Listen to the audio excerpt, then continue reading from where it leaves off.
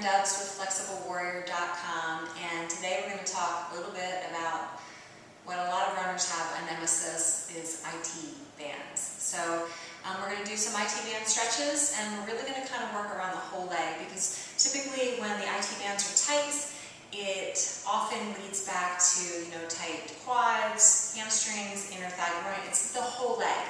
You'll feel it in the IT bands too, because it'll kind of pull down there, but it has to do with the whole leg. All right, so bear with me. We're going to do like 10 minutes of stretching.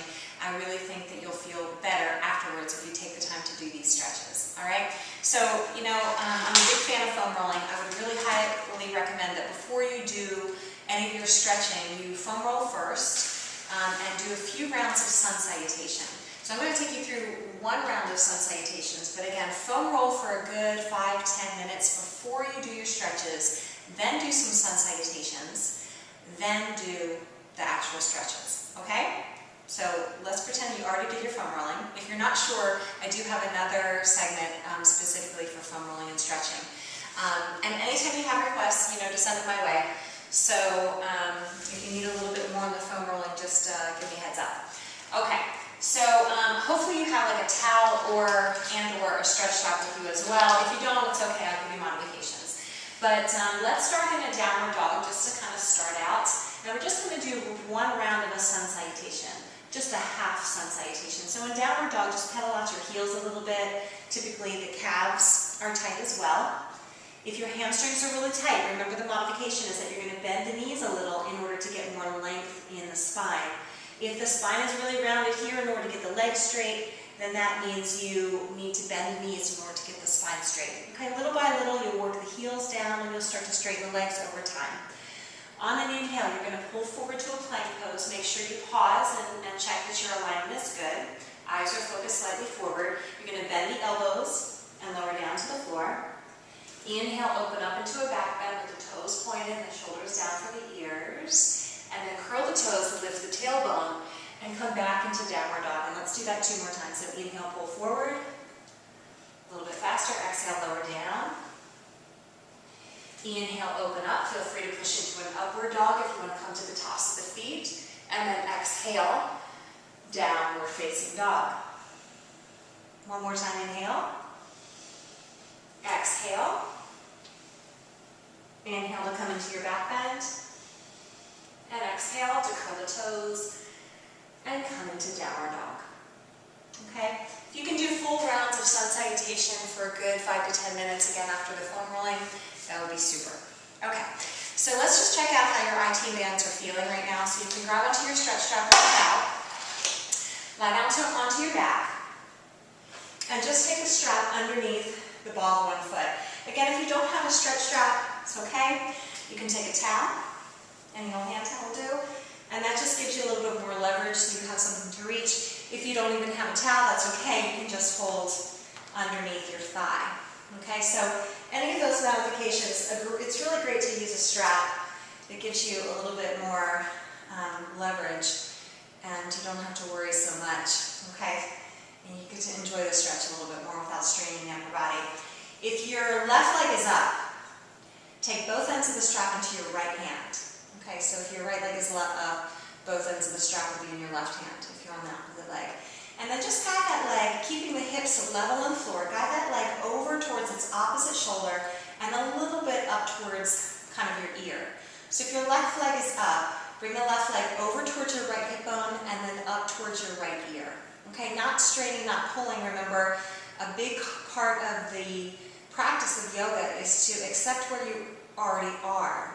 So without forcing, without straining, if your breath is becoming shallow or your leg is quivering a lot, that's a good indicator that you want to back off. Now I'm hoping that you're starting to feel the stretch kind of over on the lateral part of your hamstring and onto the outside of the leg. Alright, so just get a sense again how you're feeling. And then let's come out of that and try it on the same stretch, other leg. So again, stretch strap if you have it. Otherwise use the towel or the hands underneath the thigh.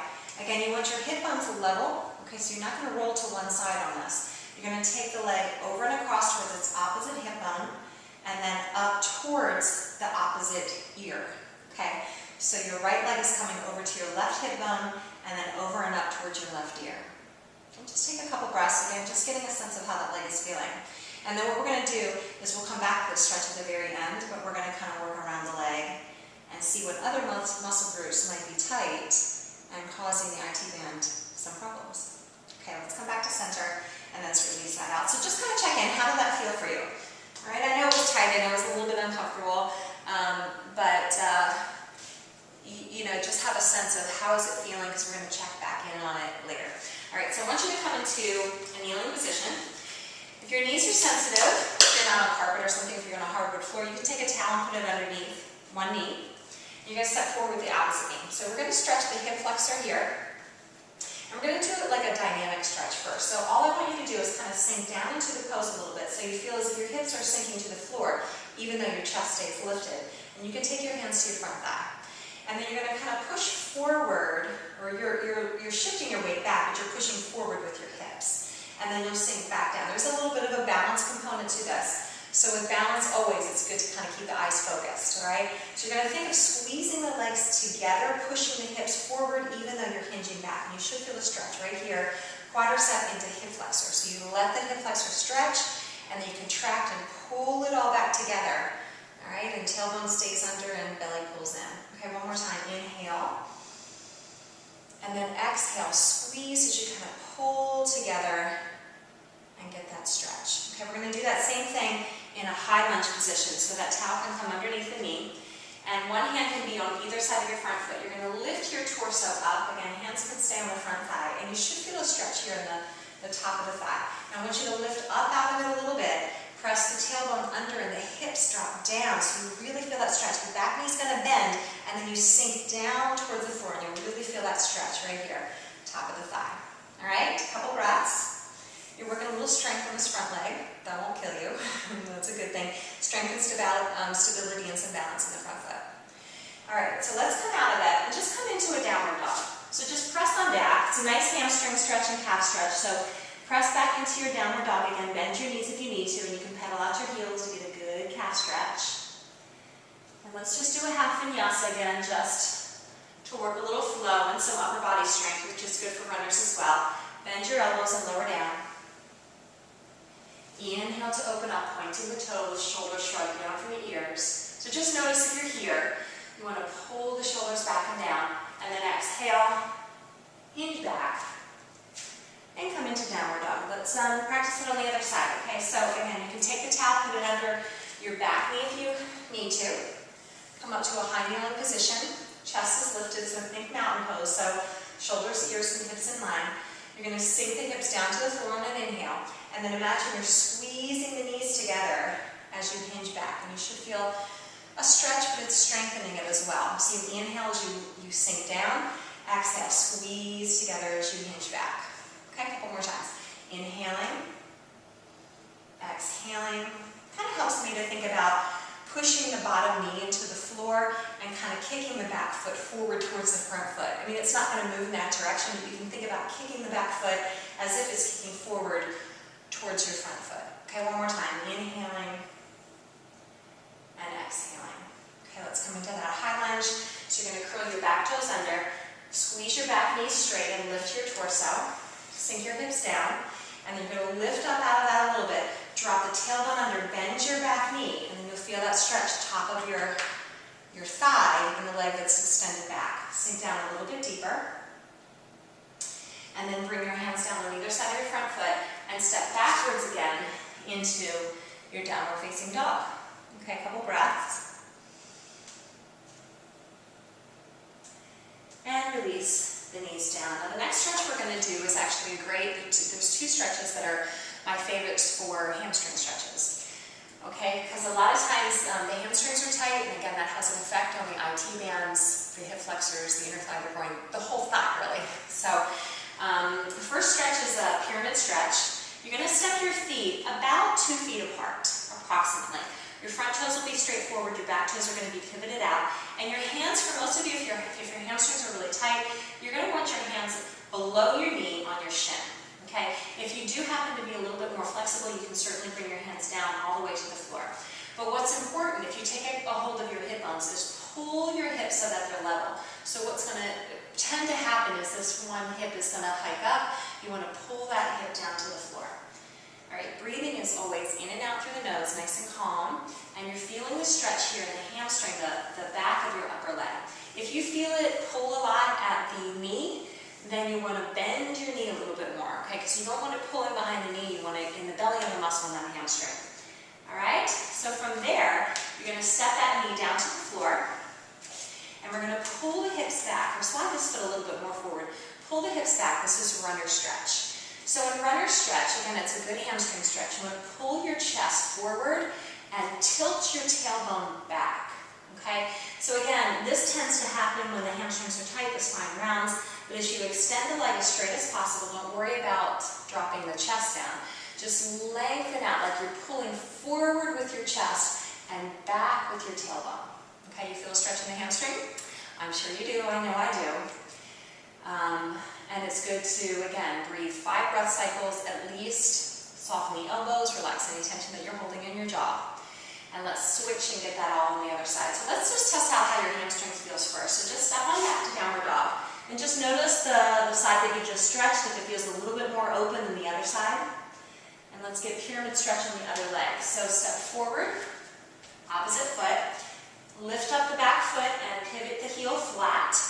Hands again below the knee on the shin, unless you can comfortably touch the floor. And again, feel free to bend this knee if you're feeling it pull around the knee and not in the hamstring, then bend the knee a little bit more. Level the hip bones, and your focus can be right down around your big toe in that front foot. So the back of the neck is nice and long. Alright, and then let's get runner stretch on this side. So knee comes back down to the floor. We're going to pull the hips back. Pull forward as if like if a string was attached to your chest and you're pulling forward with your chest, back with your shoulders, and then back with your tailbone. It makes a huge difference if you're here or if you're here. Even though it's very subtle, it might not look like a big difference, it feels totally different, right? So just experiment like pulling backwards with your hips. Like if I had a hold of your hips and I was pulling them back. So just imagine that and work in that direction. All right, let's go ahead and release out of that. Knees down to the mat. And then downward dog one more time. So we're repeating downward dog several times kind of as our home base. Again, you can bend the knees a little if you need to. Push down with the palms and then work your heels in the direction of your mat. So you're working your heels back and down. Take one more breath. And then release down into a plank pose. So align yourself at the top of the push-up. And we're going to do a bow pose next. You're going to come all the way, work your upper body strength, nice and slow down to the mat.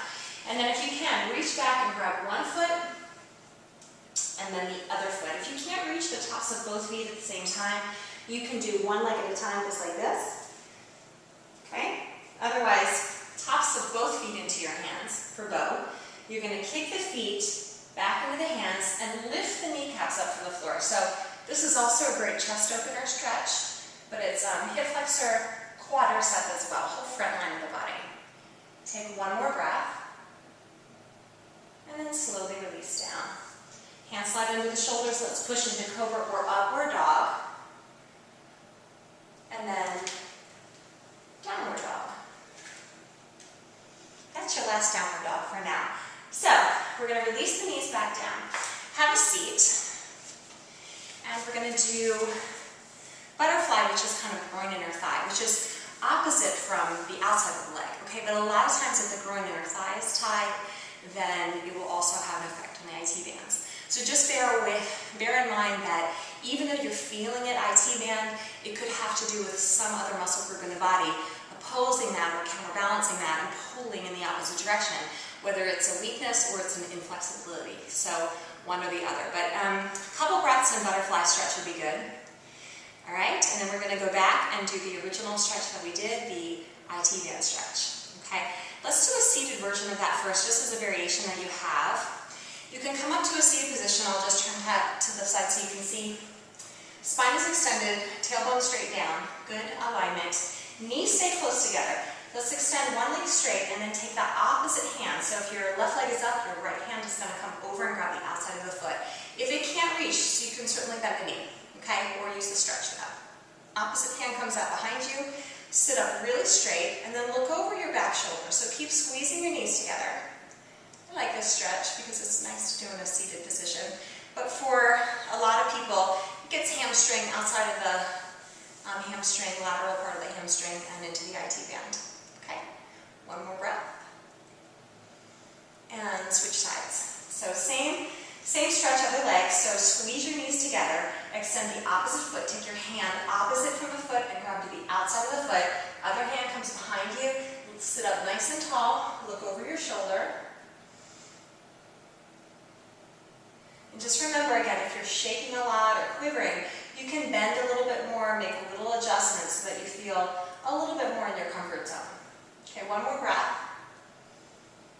And then release down. Okay, grab your stretch strap or your towel and lie down on your back.